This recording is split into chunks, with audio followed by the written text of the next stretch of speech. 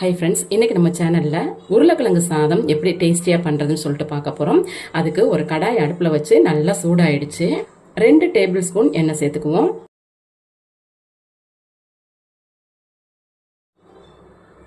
எண்ணெய் நல்லா சூடாயிடுச்சு. 1/2 டீஸ்பூன் கடுகு, 1/4 டீஸ்பூன் ஜீரகம்.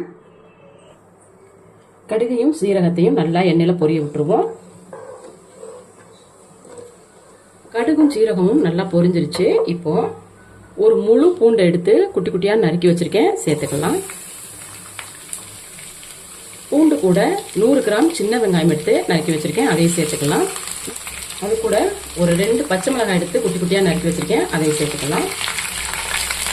2 கருவேப்பிலை இலைகள் சேர்த்துக்கலாம். இது எல்லாத்தையும் எண்ணெயில் நல்லா வதக்கி எடுத்துக்குவோம்.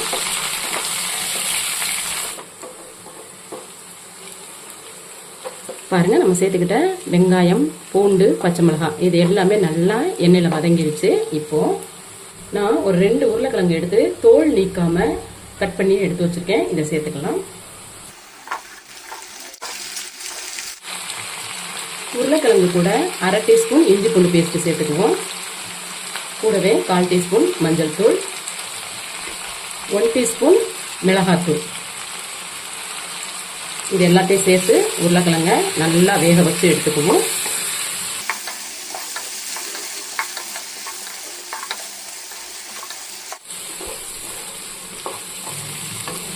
ஒரு 3 நிமிஷத்துக்கு நல்லா இந்த மாதிரி கலந்து விட்டுட்டு இப்போ இதை மூடி போட்டு ஒரு 3 to 5 நிமிஷம் நல்லா வேக வச்சு எடுத்துக்குவோம். மூடி போட்டு 5 நிமிஷத்துக்கு மேலேயே ஆயிடுச்சு. ஓப்பன் பண்ணி பார்ப்போம். பாருங்க, உருளைக்கிழங்கு பாதி அளவுக்கு வெந்துருச்சு. இப்போ இதை நல்லா கலந்து விட்டுருவோம். இந்த மாதிரி கலந்து விட்டுட்டு இப்போ இதில் 2 தக்காளி நல்லா பழமா எடுத்து நீல வாக்கில் நறுக்கி வச்சிருக்கேன், அதை சேர்த்துக்கலாம். தக்காளி கூட உருளைக்கிழங்கு சாதத்துக்கு தேவையான உப்பு சேர்த்துக்குவோம். உப்பு சேர்த்து இந்த தக்காளி நல்லா குழஞ்சு வெந்து எண்ணெய் பிரிஞ்சு வரணும், அது வரைக்கும் நம்ம வதக்கிக்கலாம்.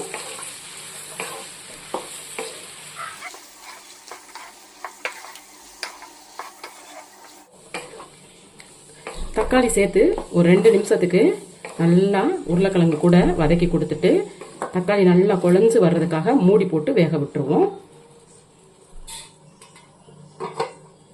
ஓப்பன் பண்ணி பார்ப்போம் தக்காளி வெந்துருச்சா என்னன்னு. பாருங்க, தக்காளி நல்லா குழஞ்சு வெந்துட்டு எண்ணெயும் சைடில் ஃபுல்லாக பிரிஞ்சிருச்சு. இப்போ இதை கலந்து விட்டுருவோம்.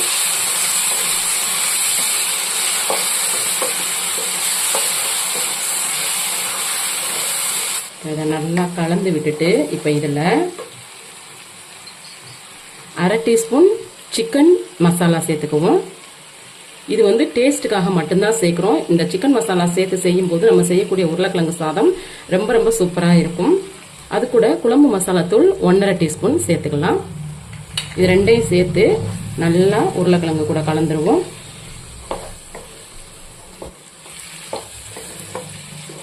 சிக்கன் மசாலா அது கூட குழம்பு மசாலா இது ரெண்டையும் சேர்த்து நல்லா எண்ணெய் பிரிஞ்சு வர்ற அளவுக்கு நம்ம வதக்கி கொடுத்துட்டோம். இப்போ உருளைக்கிழங்கு வந்து பார்த்தீங்கன்னா நமக்கு நல்லாவே வெந்துருச்சு. இந்த அளவுக்கு நம்ம உருளைக்கிழங்கு மசாலா ரெடி பண்ணிட்டு இப்போ இதில் நான் ஏற்கனவே சாதம் வந்து வடிச்சு வச்சிருக்கேன், இதை சேர்த்துக்கலாம்.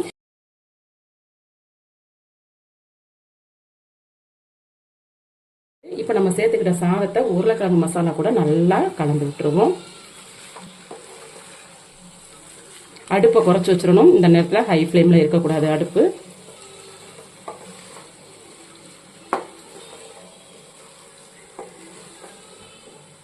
செம்ம சூப்பராக இருக்குங்க. நமக்கு குழம்புக்கு காய் எதுவும் இல்லை அல்லது இன்னைக்கு நம்ம குழம்பு வைக்க முடியல அப்படிங்கிற சூழ்நிலைக்கு வந்து இந்த மாதிரி சாதம் செஞ்சு சாப்பிடும்போது குழந்தைங்களும் நல்லா விரும்பி சாப்பிடுவாங்க. இதே சாதத்தை அவங்களுக்கு மத்தியான சாப்பாட்டுக்கு நம்ம கட்டி கொடுத்தாலும் அவங்க விரும்பி விரும்பி சாப்பிடுவாங்க. அடிக்கடி செஞ்சுதாங்கன்னு கேட்பாங்க.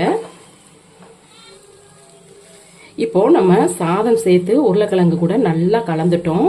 இந்த நேரத்தில் மிளகுத்தூள் வந்து ஒரு 1/2 டீஸ்பூன் மட்டும் அப்படியே நான் தூவிக்கிறேன்.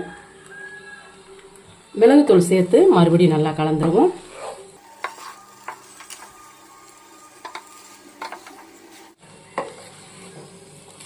இந்த மாதிரி கலந்து விட்டுட்டு இப்போ இதில் கொஞ்சமாக மல்லி இலை சேர்த்துக்குவோம்.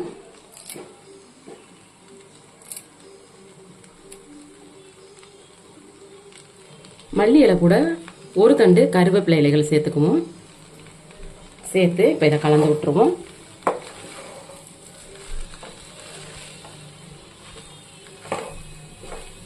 அவ்வளோதாங்க, நமக்கு இப்போ அருமையான நல்ல டேஸ்டியான டக்குன்னு செய்யக்கூடிய உருளைக்கிழங்கு சாதம் நமக்கு ரெடி ஆயிடுச்சு. பாருங்க, நமக்கு இப்போ அருமையான நல்ல டேஸ்டியான உருளைக்கிழங்கு சாதம் சுட சுட ரெடி ஆயிடுச்சு. இதுக்கு சைடிஷே தேவையில்லைங்க. ஆனால் நான் வந்து முட்டை எடுத்திருக்கேன். இல்லை ஊறுகாய் இருந்தால் கூட போதும். நல்ல சூடாக இருக்குது. செம்ம சூப்பராக இருக்குங்க. இதே போல் நீங்களும் செஞ்சு பாருங்கள்.